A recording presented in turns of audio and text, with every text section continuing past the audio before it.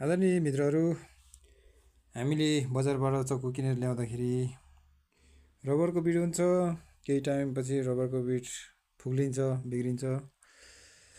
अनि त्यसपछि हामी काठको बिट हाल्न खोज्छौँ, त्यो पनि केही टाइमभन्दा खप्दैन, फुट्छ।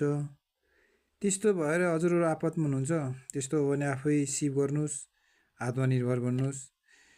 हामीले बजारबाट ल्याउने तेलको पकेटबाट चाहिँ बनाउनुहोस्। तेलको पकेटलाई ट्याक्क पगाल्नुहोस्। पगालेर फ्रेमहरू राखेर यस्तो सेपमा निकाल्नुहोस्, ताकि बिटको आकारमा निकाल्नुहोस्। त्यसपछि ट्याक्क चक्कुलाई बिट हाल्नुहोस्। दामी हेर्नुहोस्, यो मैले लगभग 4-5 वर्ष भइसक्यो, खुस्किएको पनि छैन। तेलको पकेटको ल यति दामी हुन्छ है मित्रहरू।